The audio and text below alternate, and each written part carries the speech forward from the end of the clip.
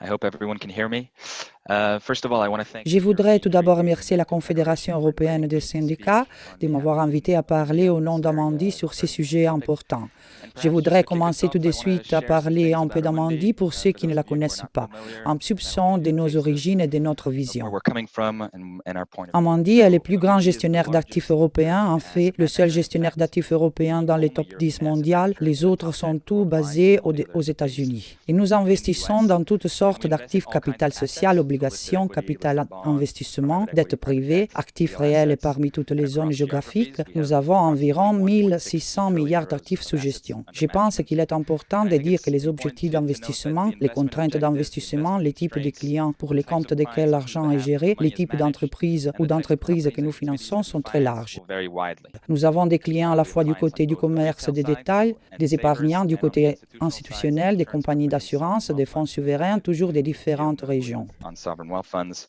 Un point clé est que pour certaines de ces questions, prenez les changements climatiques comme exemple, si on compare les investisseurs suédois et américains, le type d'approche sera très différent. Les investisseurs européens sont plus susceptibles d'exiger ces solutions climatiques en y ajoutant également un aspect social, tandis que les investisseurs américains sont plus en retard sur ces questions. Layer to those. En Whereas tant que gestionnaire d'actifs, il existe essentiellement trois manières d'investir de façon durable. Le critère d'exclusion selon lequel, en règle générale, nous n'investissons pas dans un certain type d'entreprise ou dans un certain type de société. Puis, il y a l'investissement thématique dans lequel nous nous concentrons sur des thèmes ciblés comme le vieillissement de la population ou des classes d'actifs spécifiques comme les obligations vertes ou les obligations sociales. aging, or it could be specific asset classes such as green bonds. Puis, nous avons ce que nous appelons l'intégration basée sur la notation, c'est-à-dire que nous évaluons les émetteurs, les sociétés ou les titres souverains en fonction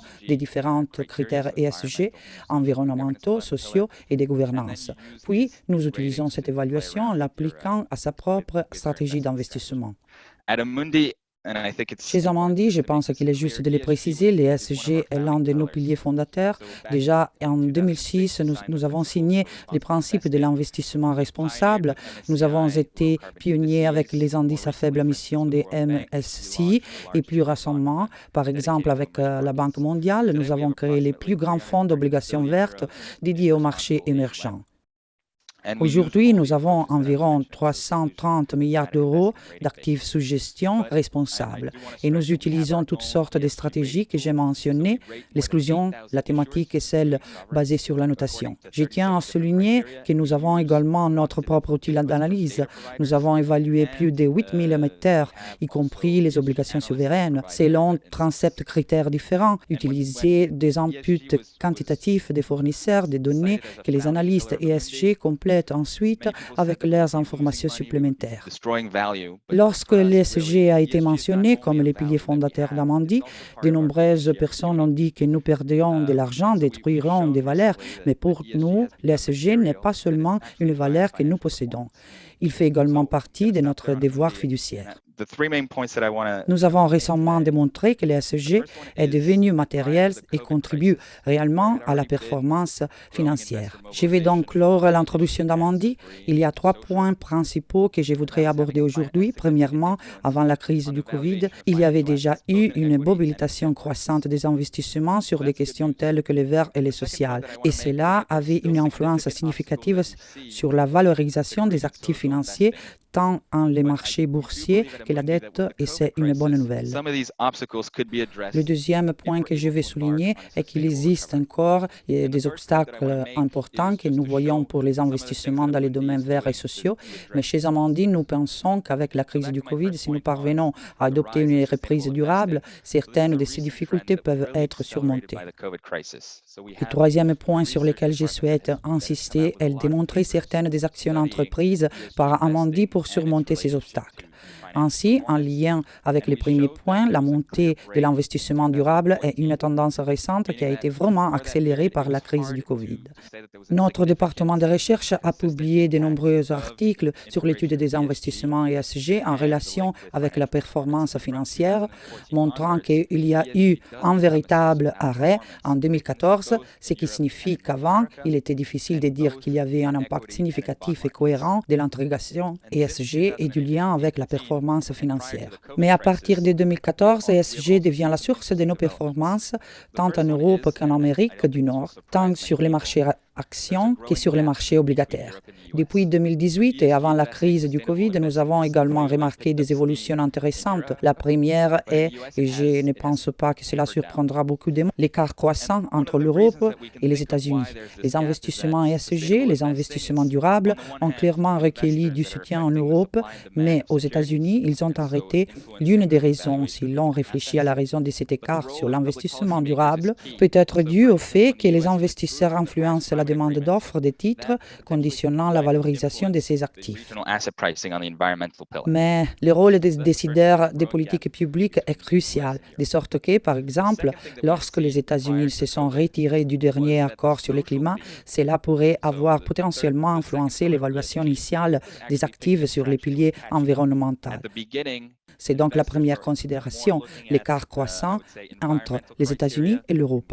Le deuxième fait que nous avons remarqué avant le Covid, c'est que l'enjeu social, donc le deuxième pilier de l'ESG, était en fait en train de rattraper son retard. Dans un premier temps, les investisseurs se sont davantage intéressés aux critères environnementaux et de gouvernance et étaient moins focalisés sur les critères sociaux. Mais clairement, après 2018, les social est le pilier gagnant, probablement parce qu'il y a eu de nombreux récits sociaux que les investisseurs durables rattrapent. La troisième considération est que nous avons vu les scénarios d'investissement durable devenir de plus en plus complexes depuis 2018 et je veux dire par là, prenons à nouveau les notes ESG par exemple. Chez Amundi, nos émetteurs sont valorisés selon des critères ESG et jusqu'à récemment, les investisseurs disaient qu'ils n'investiraient que dans les sociétés avec la meilleure notation ESG à l'exclusion des sociétés avec la moins bonne notation. Mais maintenant, de plus en plus d'investisseurs disent peut-être que ce que je veux faire, c'est investir dans ceux qui ont obtenu une bonne note ESG, mais peut-être que je veux aussi cibler ceux qui ont moins de politiques ESG en ce moment, démarrer une collaboration et les conduire vers une amélioration de leur profil ESG, dans l'espoir que cela conduira à des performances financières dans le temps. Donc maintenant, avec la prise du Covid, la bonne nouvelle pour les investissements ESG, les investissements durables, c'est qu'avec la crise du Covid, ils ont obtenu d'excellents résultats. Si nous regardons en arrière en mars, les MSCI World Index étaient en baisse d'environ 15%, mais 60%, donc près de 2/3 des fonds ESG de grande capitalisation, ont mieux performé que l'indice. Aux États-Unis, 40% des fonds ESG se sont classés au premier trimestre de leur catégorie. Les fonds ESG se sont donc très bien comportés pendant le Covid. L'autre aspect que nous avons remarqué est qu'ils ont été très résilients, ce qui signifie qu'ils continuent de voir des afflux. Les investisseurs ne fuient pas les fonds ESG. Il y a plusieurs raisons à cela. La première est que les investisseurs peuvent avoir considéré les fonds ESG comme, entre guillemets, une preuve de pandémie, car les fonds ESG couvrent généralement des secteurs tels que la santé, la technologie et en partie le secteur de l'énergie également. To these ESG companies. There was actually a recent research piece that showed that 10 years ago, investors on the New York Stock Exchange held stocks for, I think it was an average of 7 years. Ainsi, pendant la crise, les secteurs sur lesquels les fonds ESG se concentrent ont très bien performé. Une deuxième explication possible est que les investisseurs ESG ont une perspective à long terme et sont très fidèles à ces entreprises. Des études récentes ont montré qu'il y a 10 ans, les investisseurs de la bourse de New York détenaient des actions pendant au moins, je crois, une moyenne de 7 ans. Aujourd'hui, ce nombre est tombé en un an, ce qui signifie que les investisseurs sont plus modifiables dans leur détention d'actions, mais ce n'est probablement pas le cas de l'investisseur ESG qui investissent sur le long terme. Et la troisième explication est que les fonds ESG sont perçus comme un refuge, ce qui signifie clairement que dans la crise du Covid, les répercussions environnementales et sociales ont été très importantes. Donc, se concentrer sur les pays et les entreprises à forte performance ESG pourrait être envisagé comme une caractéristique défensive. Un autre aspect, sans doute moins intuitif, qui est apparu pendant la crise du Covid est que les investissements sociaux aux États-Unis ont en fait très bien fonctionné, ce qui signifie signifie que les investisseurs aux États-Unis ou les investisseurs investissant dans des sociétés américaines se sont adressés au scénario social, peut-être plus encore que les investisseurs européens. L'explication réside dans le fait qu'aux États-Unis, les investisseurs doivent prendre les choses en main et en Europe, nous avons davantage des politiques gouvernementales en faveur des conditions d'emploi, etc. Et peut-être que les investisseurs américains doivent vraiment s'assurer que les entreprises elles-mêmes tiennent compte des critères sociaux. Donc, pour moi, que je travaille dans les investissements durables chez Amundi, ce sont toutes de bonnes nouvelles. Malheureusement, il reste encore beaucoup à faire pour que la finance sociale, verte et inclusive atteigne l'objectif ambitieux que nous nous sommes fixés. De manière très simplifiée, il y a 3 phases dans l'insertion d'un nouveau thème par les investisseurs. Consensus, méthodologie, implémentation des données. Parlons de consensus. Un large consensus est nécessaire sur les questions en cours au niveau universitaire, scientifique et des politiques publiques. À partir de ces consensus, il est possible d'obtenir des plans d'investissement et les investisseurs pourront dériver des méthodologies et effectuer des investissements basés sur ces méthodologies.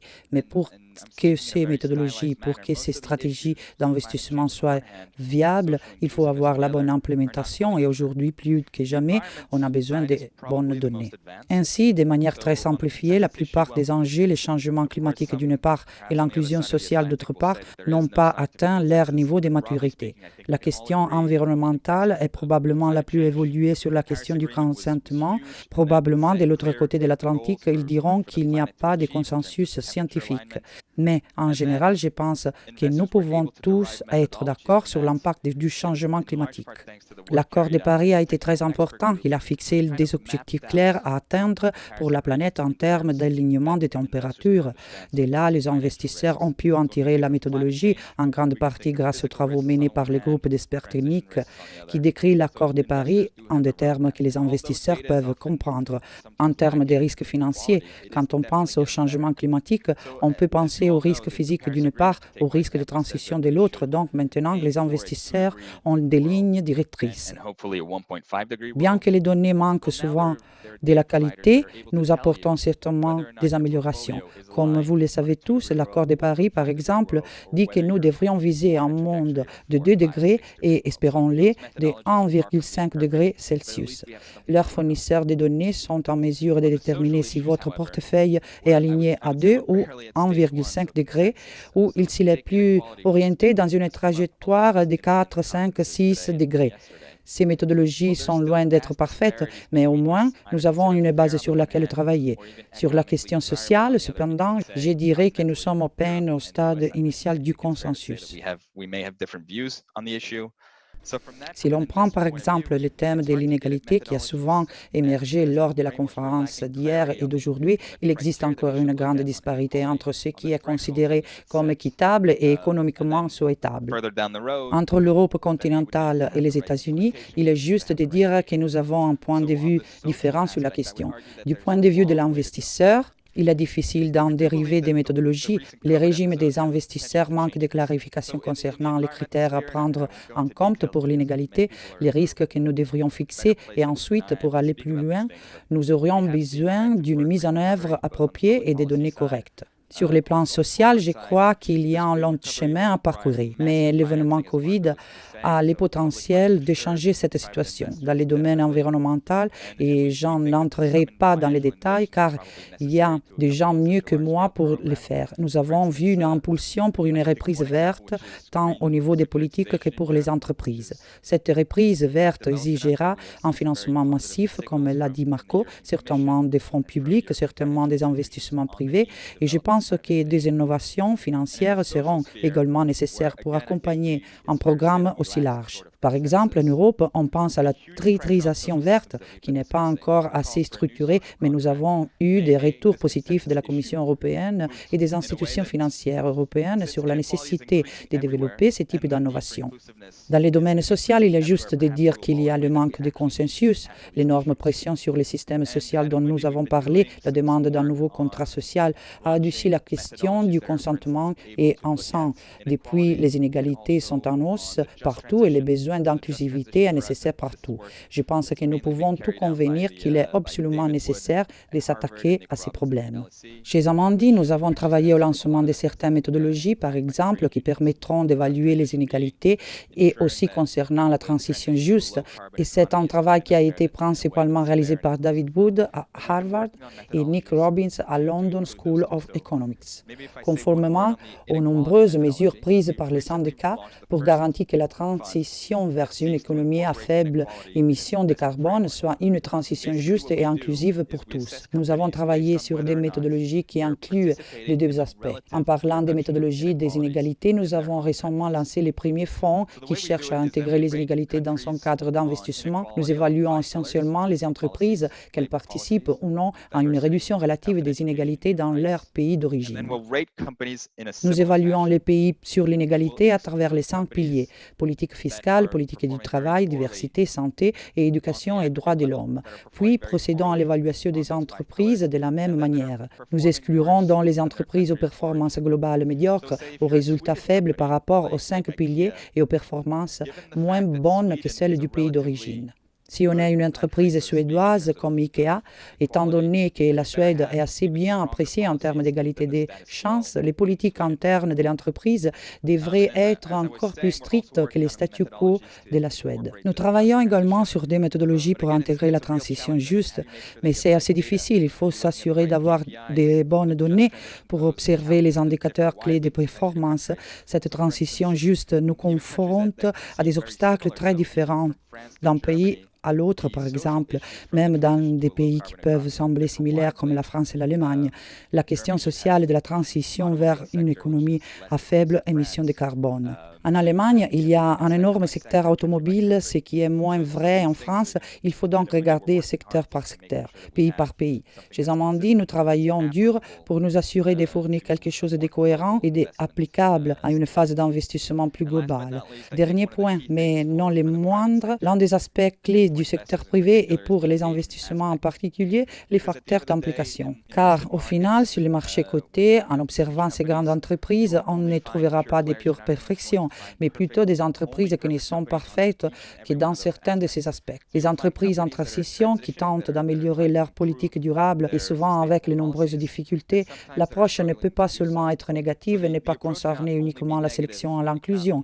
Elle doit également inclure l'engagement en utilisant les pouvoirs du secteur privé, des investisseurs privés pour s'assurer que ces entreprises adoptent une approche plus durable. Donc, pour résumer, et surtout sur la question sociale, je dirais qu'il est nécessaire de travailler sur le consensus, c'est-à-dire qu'il y a un besoin de clarté de la part des décideurs politiques. Pour cette raison, des discussions comme celle-ci sont importantes. Avec la présence d'universitaires, nous avons besoin de méthodologies et de données. Et avec cela, je donne la parole. Dans quelle mesure les investissements ESG sont-ils attractifs pour les entreprises? Building on what Théophile has just presented, I'd like to put the focus on the social dimension of investments. And so first, Poursuivant la présentation de Théophile, je voudrais également me concentrer sur l'aspect social des investissements. Pour récapituler, je voudrais réitérer que nous parlons de toutes les entreprises et de tous les secteurs, pas seulement des secteurs à vocation sociale et solidaire, tels que les associations et coopératives, etc.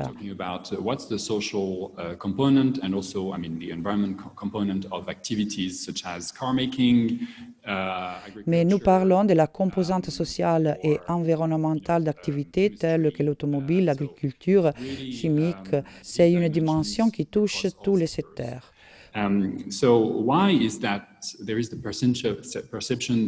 Pourquoi a-t-on le sentiment que cette composante sociale a été laissée de côté?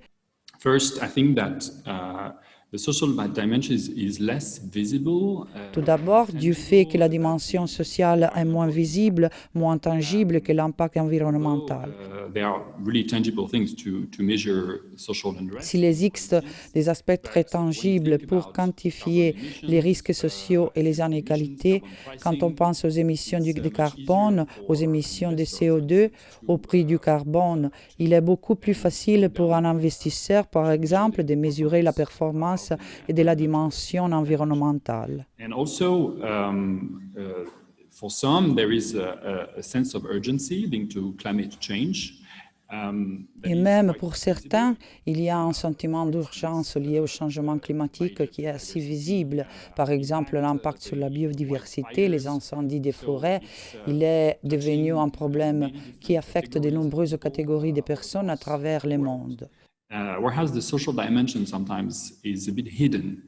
So I think this is our role to make it forward and to bring it to the front. Ce qui arrive à la dimension sociale, c'est qu'elle reste parfois cachée et je pense qu'il est notre devoir de la ramener au premier plan. The materiality is the kind of information that affects the judgment Du point de vue des investisseurs, comme l'a dit Théophile, il y a la question de la matérialité, les informations qui affectent le jugement des investisseurs avec les informations provenant des entreprises.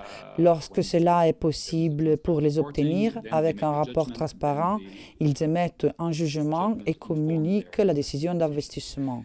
So what we need to do, I think, and this is the whole concept. Ce que nous devons faire, et je pense que c'est tout le concept derrière la transition juste, c'est d'incorporer les avantages sociaux, de dire quand l'entreprise fonctionne bien, quelle est la participation de la composante sociale et ce que nous pouvons faire pour améliorer cette composante sociale.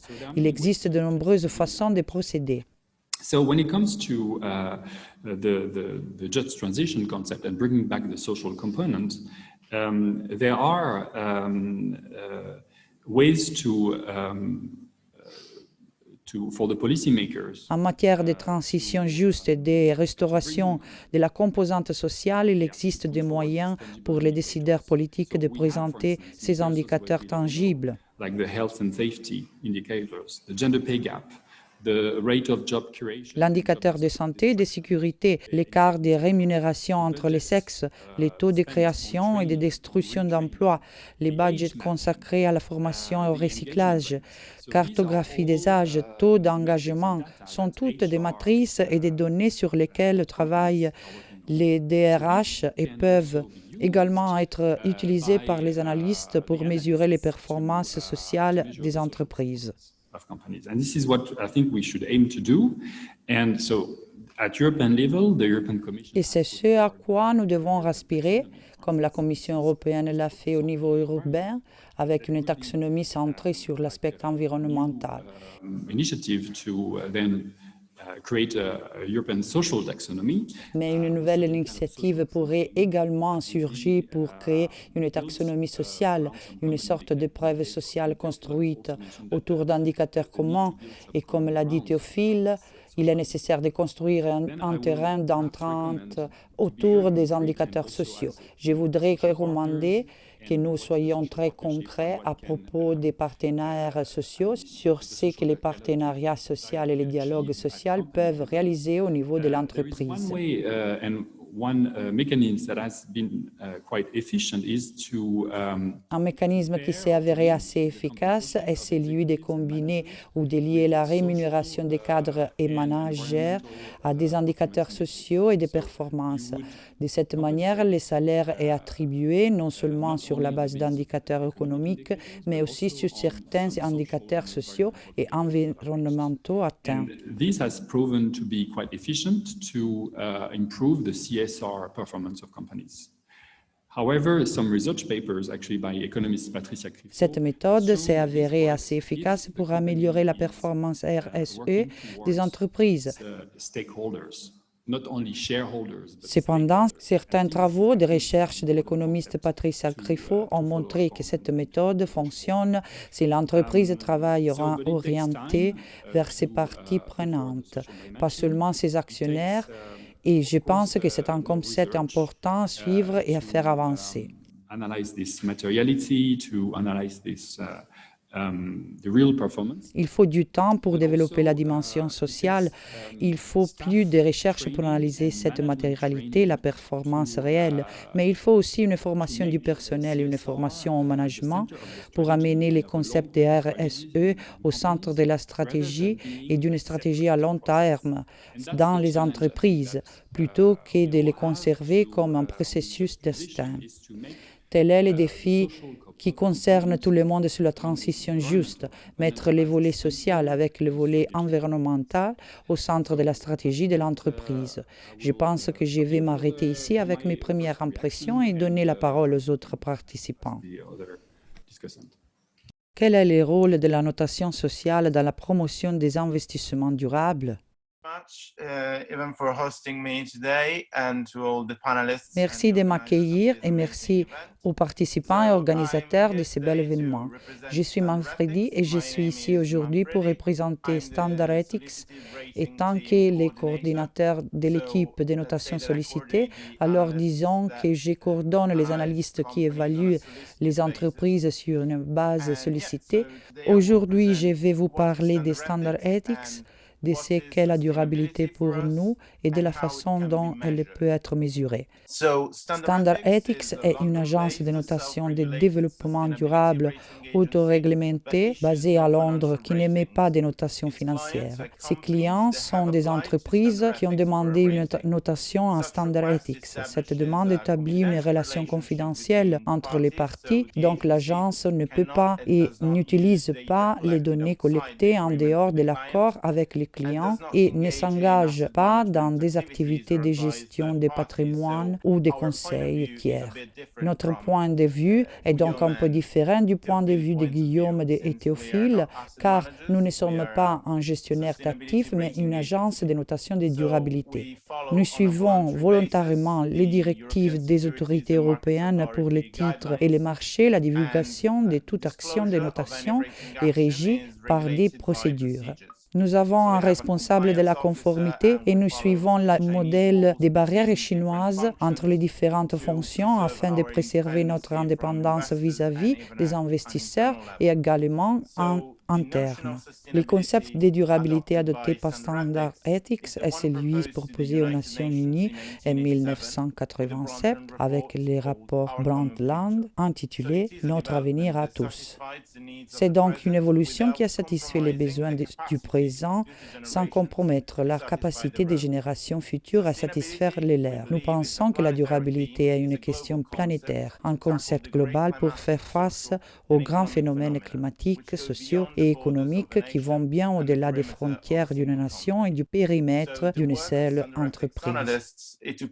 Le travail des analystes Standard Ethics est de fournir aux clients une image de leur positionnement par rapport aux lignes directrices sur la durabilité et la gouvernance d'entreprise proposées par les organisations internationales, les Nations Unies, l'OCDE et l'Union européenne. L'agence émet également des notations non sollicitées dans le but d'offrir aux parties prenantes des références qui sont publiées en ligne publiquement.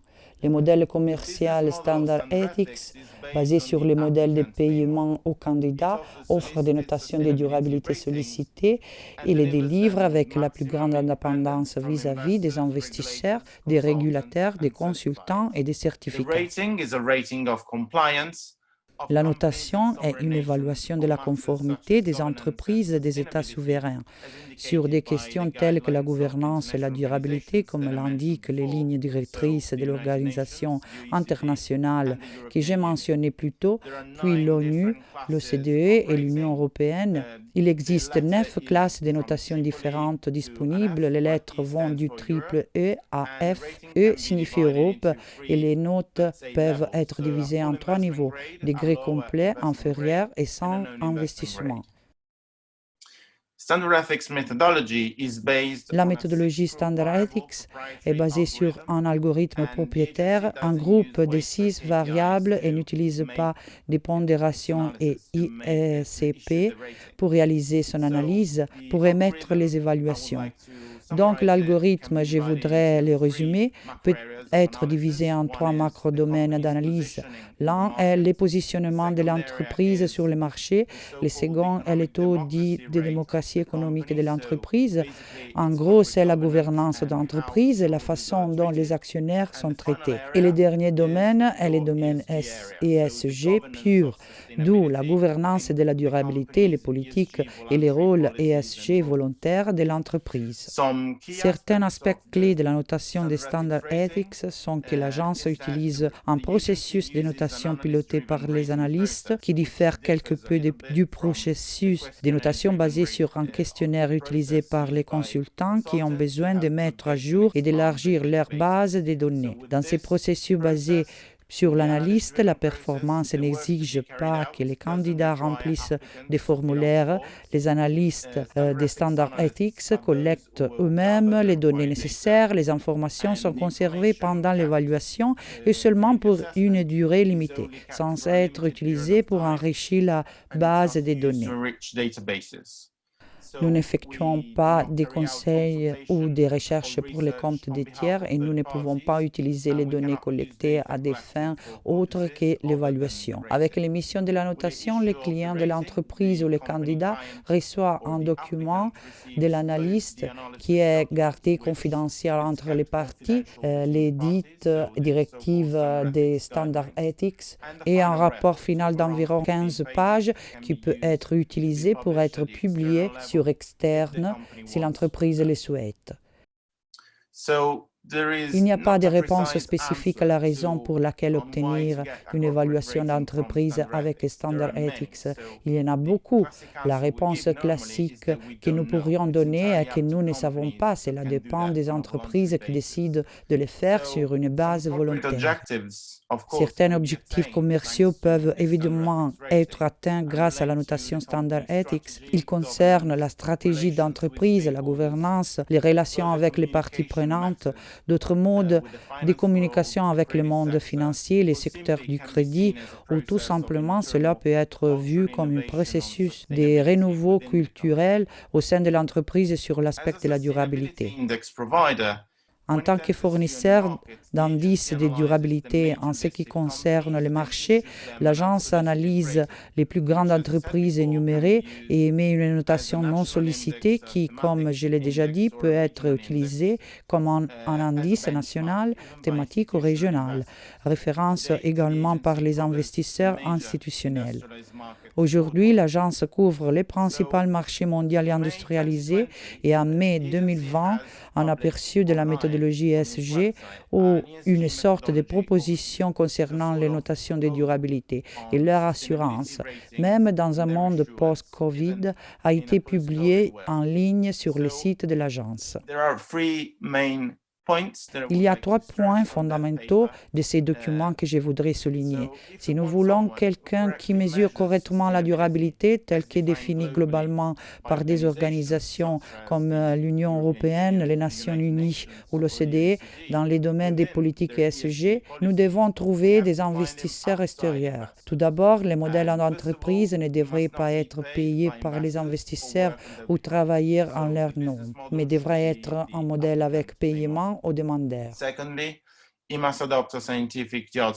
Deuxièmement, il faut utiliser une base de commandement scientifique, éventuellement avec une méthodologie holistique. Et enfin, il doit être indépendant. Il ne doit y avoir aucune implication dans d'autres activités ou émettre des notations de crédit. Dans notre proposition sur ce que pourrait être la durabilité dans un monde post-Covid, nous nous trouvons, et nous en sommes conscients, dans un moment historique où il est nécessaire de développer une stratégie visant à reconstruire l'économie et en ce moment très particulier que nous abordons les activités bénévoles non financières fondées sur la responsabilité ou l'éthique ne trouveront pas les lignes directrices communes qui semblent recommandables. Il y a au moins 3 avantages de la durabilité. Le premier est l'uniformité de l'action, le second est la possibilité de limiter les cas de greenwashing, le dernier est la comparabilité. Donc, afin de garantir un avenir aux générations futures, la durabilité doit ou devrait être correctement identifiée, limitée et partagée. Que signifiera la pandémie pour les investissements durables? J'ai entendu certaines inquiétudes, à savoir qu'après le Covid, nous reviendrons à un statu quo, et c'est effectivement un risque réel. Et il y a un risque que les investisseurs partout disent, maintenant que cette situation est résolue, nous n'avons plus besoin de s'inquiéter de l'aspect social. Et c'est comme ça C'est un risque. Amundi en discute depuis longtemps maintenant, et c'est ce que j'ai essayé de transmettre dans mes remarques introductives, c'est que nous pensons que l'intégration sociale des problématiques dont Guillaume et Manfredi ont également parlé ont du sens pour les investisseurs, sont matériels, financiers. Et c'est l'une des discussions que nous devrions avoir pour vous donner un exemple, afin que vous puissiez comprendre les scénarios sur lesquels nous travaillons. Si nous allons dans certaines régions en disant « nous avons un nouveau produit social formidable, par exemple les produits de l'inégalité, cela vous intéresse ?» Ils nous demanderont quel est l'impact sur les retours. C'est la première question qu'ils se poseront et cela doit nous être clair. En pensant à ces aspects sociaux, c'est pourquoi j'ai parlé des consensus et je vais répéter les propos de Guillaume sur le fait que nous devons présenter l'importance de ces critères, car c'est ce que recherchent les investisseurs. Un mot sur les syndicats. Je reconnais certainement le grand rôle qu'ils jouent et peut-être plus encore avec la crise du Covid. De nombreuses publications sont sorties montrant que les pourcentages de syndicalisation peut être liés à de meilleures politiques sociales et ainsi de suite. Et en fait, dans les fonds pour l'égalité dont j'ai parlé, le niveau syndical ou le pourcentage syndical est l'un des piliers que nous observons. C'est très important. En ce qui concerne le travail sur la transition juste que nous faisons, la méthodologie que nous essayons de construire pour approcher le climat et la question sociale. Nous avons effectivement contracté de nombreux syndicats européens.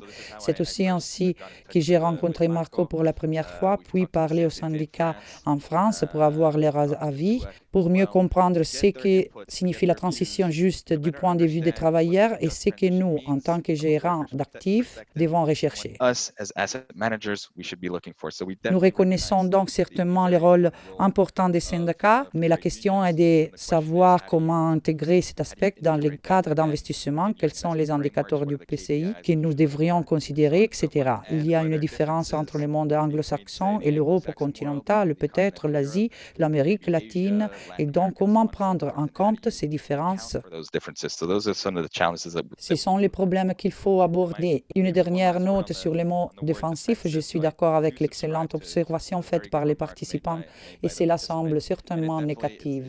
Mais pour revenir à ce que je disais, l'investissement social doit être un pari à long terme. Je pense que l'un des défis comme gestionnaire d'actifs responsables, ou du moins c'est ce que nous visons chez Amundi, c'est de pouvoir convaincre vos clients qu'ils ont un intérêt à long terme, à inclure ces caractéristiques, pas seulement à court terme. Merci M. Pouget-Abadi, M. Cravero et M. Morello. De cette session, je peux conclure qu'il est nécessaire de développer des cadres réglementaires qui encouragent les investisseurs à s'engager avec les entreprises pour les orienter vers des modèles de durabilité. Les investisseurs doivent collaborer avec les entreprises pour les guider vers un modèle de durabilité. La gouvernance d'entreprise doit être ouverte à l'activisme des actionnaires et à la participation des travailleurs. L'acceptation des normes et structures nationales européennes et internationales telles que les ODD, les normes de l'OCDE et les normes de l'OIT est une étape clé dans le développement d'une méthodologie solide pour l'investissement durable. Le dialogue social peut donner d'excellents résultats, en particulier lorsqu'il s'agit de parvenir au consensus sur les concepts de transition juste, y compris la définition d'indicateurs concrets à l'appui des nouveaux modèles d'investissement durable.